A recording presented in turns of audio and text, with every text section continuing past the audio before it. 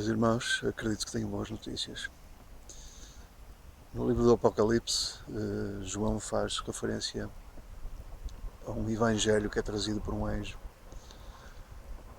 Um evangelho que é entregue a todos os que se assentam sobre a terra. Né?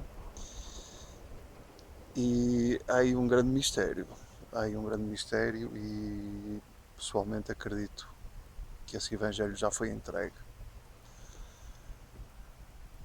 Obviamente não é o evangelho que nós conhecemos classicamente, e eu vou explicar porquê, e vou substanciar isso com as próprias com citações bíblicas,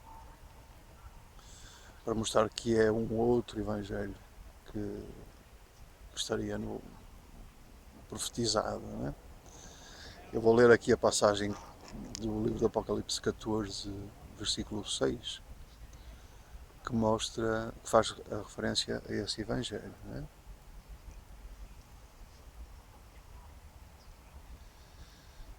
Apocalipse 14, 6. Vi outro anjo voando pelo meio do céu, tendo um evangelho eterno para pregar aos que se assentam sobre a terra, e a cada nação, e tribo, e língua, e povo, dizendo em grande voz: temei a Deus e dai-lhe glória, pois é chegada a hora do seu juízo, e adorei aquele que fez o céu, e a terra, e o mar, e as fontes das águas.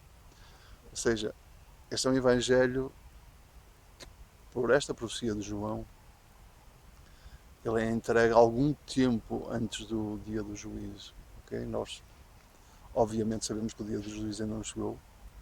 Isso é óbvio. E isto para mostrar já a referência de que este Evangelho eterno não é aquilo que nós convencionamos chamar o Evangelho. Porque o que nós convencionamos chamar o Evangelho é uma coleção de cartas, uma coleção de textos que foram... essa coleção foi estipulada, foi montada, foi preparada só no século IV depois de Cristo, 300 e tal anos depois que Jesus esteve entre nós. Né? Então, tudo o que nós temos referenciado como o Evangelho é esta perspectiva desta coletânea de textos que não existia nesta forma no momento em que foi escrito a revelação do livro do Apocalipse por João.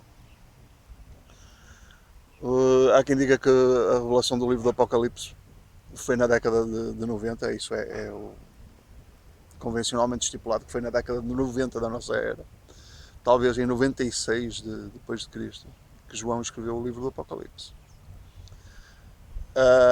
Nós temos uma referência de Paulo, precisamente, em que ele, e essa referência é usada pelos cristãos para dizer que todo e qualquer evangelho que tivesse alguma diferença em relação ao evangelho que eles conheciam na época seria anátema, né? Vamos ler já essa passagem para ficar já bem estipulado essa base da nossa conversa aqui, né? Que isto é na segunda epístola de Paulo aos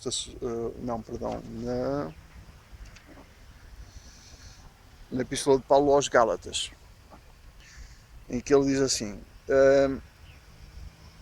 mas ainda, isto é no versículo 8 e 9 da epístola aos Gálatas, mas ainda que nós, ou mesmo um anjo vindo do céu, vos pregue evangelho que vá além do que vos temos pregado, seja anátema. Assim como já dissemos, e agora repito, se alguém vos prega evangelho que vá além daquele que recebestes, seja anátema.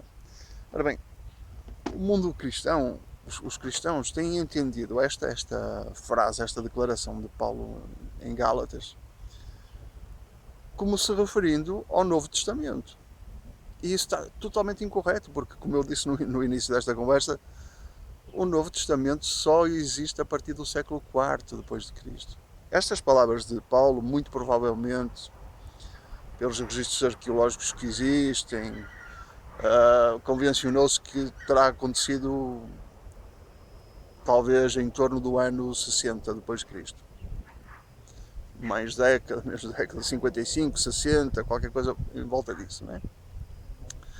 E nós temos o livro do Apocalipse em João falando na década de 90, talvez 96 depois de Cristo. Falando de um evangelho eterno que seria entregue por um anjo perto da idade do juízo, do fim desta dispensação que nós estamos atravessando agora, né? Então, ou seja, há aqui uma contradição, né? Então, se houver um evangelho que traga algo diferente, né, já é considerado anátema. Mas, no entanto, é profetizado que vai acontecer um evangelho que trará algo diferente.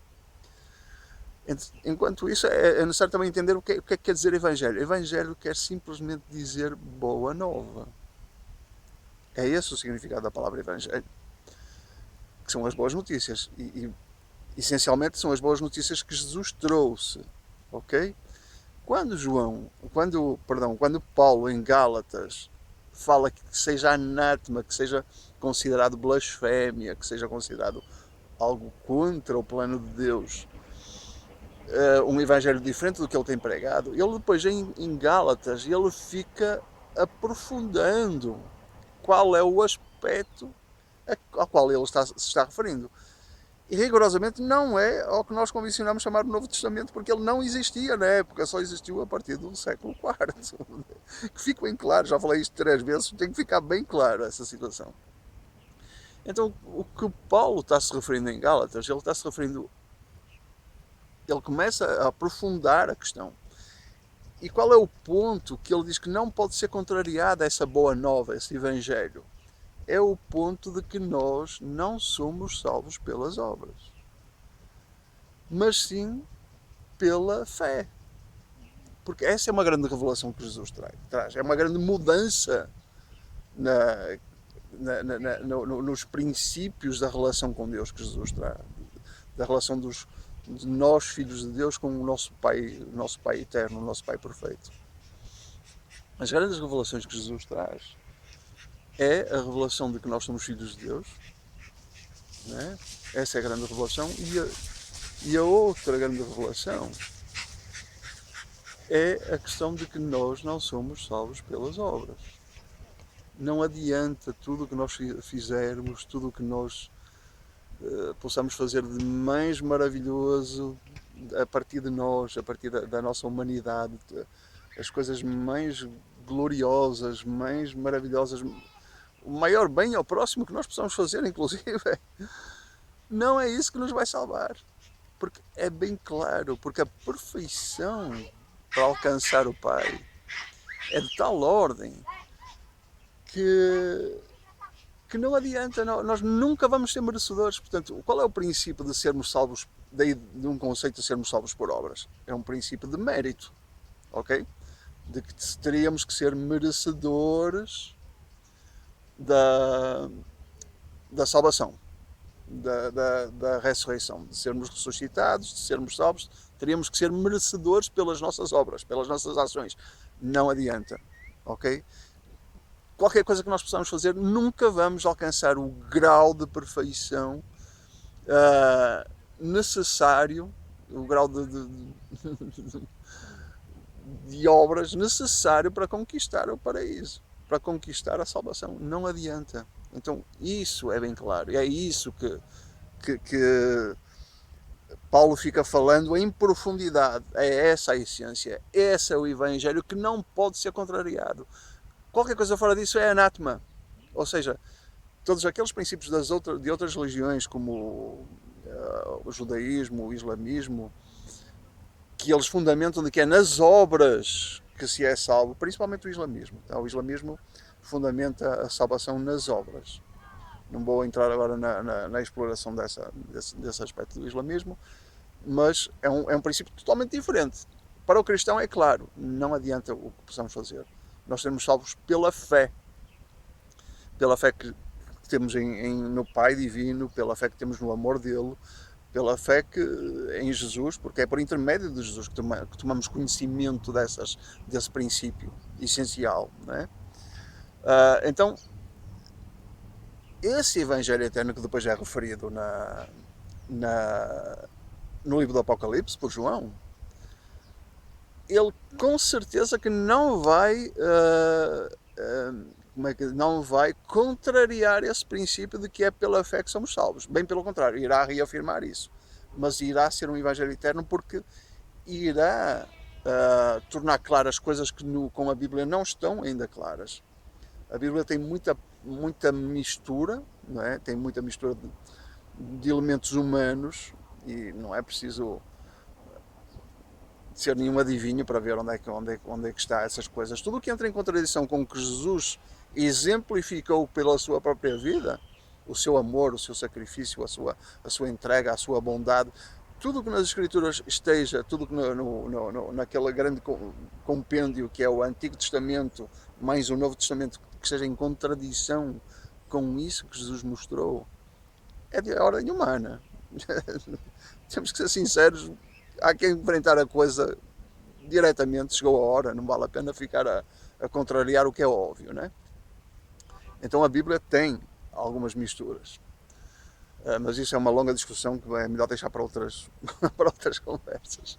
Agora vamos focar aqui nesta questão, que é este Evangelho Eterno, porque eu estou convencido que esse Evangelho Eterno já foi entregue a nós, e que foi entregue há cerca de 83 anos, feitas as contas, se não me engano, foi em 1935 que nos foi entregue esse Evangelho Eterno.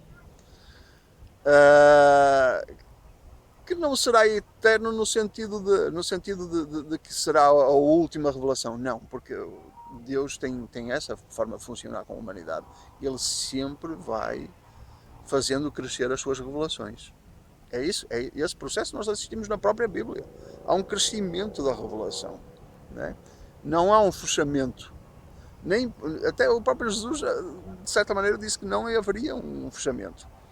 Ele disse que ele próprio voltaria. Quando ele voltar, só para dar esta referência, para mostrar como é que as coisas são progressivas, quando Jesus voltar, ele vai poder dizer-nos coisas que era impossível dizer há 2000 anos. Há 2000 anos não havia a maturidade espiritual, muito menos mental e civilizacional, inclusive, cultural mesmo, para captar determinadas coisas que Jesus as conhecia, mas não adiantaria falar delas. Para que é que iria falar delas se ninguém ia entender?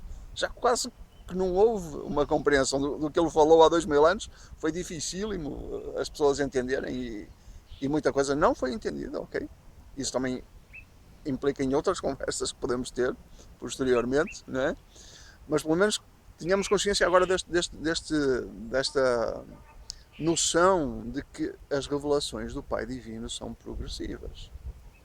Há um crescimento do conhecimento do nosso Pai, do conhecimento que nós vamos acessar sobre quem é o nosso Pai Divino, qual é a sua natureza, como é que Ele vive connosco, como é que Ele interage connosco. Isso é um crescimento.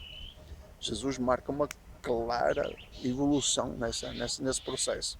Quando ele voltar a segunda vez, meu Deus, vai ser uma abertura ainda muito maior, que ele vai poder explicar coisas que não eram minimamente entendíveis na época e que agora haverá mais capacidade. Não é que agora haja uma capacidade total, porque se houvesse uma capacidade total para nós entendermos o universo, a vida, a criação, o Pai Divino, levaríamos uma vida diferente. Então ainda temos um déficit espiritual enorme e mental, inclusive, é enorme, né? Intelectual enorme. Mas pior que o intelectual é o espiritual, né? O déficit é grande, então o mundo está como está por razões óbvias, né? Mas centrando no foco do que eu quero explicar agora, tínhamos noção de que como não era este Evangelho que nós temos agora, este corpo de textos, não é em si O Evangelho. Então, este Evangelho eterno de que João fala em Apocalipse está-se a referir a algo mais que iria ser entregue. Porque é dito claramente que o anjo iria entregar numa fase pouco antes do juízo, pouco antes do julgamento da nossa era. Né? O julgamento da nossa era, obviamente, ainda não aconteceu, mas eu acredito que esse Evangelho já foi entregue. Okay? E qual é esse Evangelho? É o livro de Urântia. Então eu peço aos irmãos que investiguem, que não fiquem de pé atrás, que vão primeiro observar, que vão ler, que vão verificar se esse Evangelho é consentâneo com esses dois princípios fundamentais do grande Evangelho trazido por Jesus e referido por Paulo, que não é o corpo de textos do Novo Testamento, mas é a noção de que somos filhos de Deus e de que não somos salvos pelas obras, mas pela fé. Esse é o Evangelho referido em Gálatas e que é respeitado integralmente e potenciado enormemente pelo livro de Urântia e por muitas mais revelações que estão contidas nesse livro. Ok? Eu em outra ocasião posterior vou explicar melhor o que é o livro de Urântia, o que é que ele contém, quais são o corpo de ensinamentos que está contido nele, mas posso deixar só uma pequena dica para os irmãos terem um pressuposto daquilo para o qual vão olhar se quiserem dar-se ao trabalho de estudar, de observar, de ir investigar. É uma revelação que não foi escrita por homens, ok? Isto vai parecer loucura, eu sei perfeitamente como é que as cabeças funcionam, mas chega aqui o desafio. É uma revelação entregue diretamente do mundo, digamos, celestial, do mundo angélico. Precisamente para acabar de uma vez por todas com as distorções que foram feitas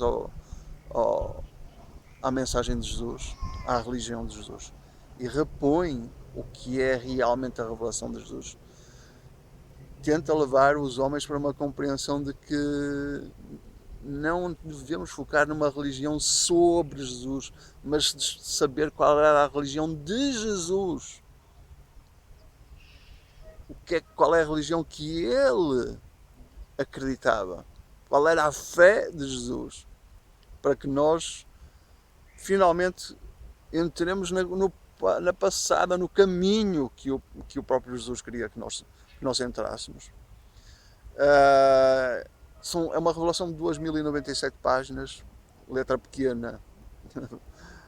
Então tem milhares e milhares de conceitos novos, tem imensos conceitos novos e tem uma integração finalmente da nossa história perdida com a realidade.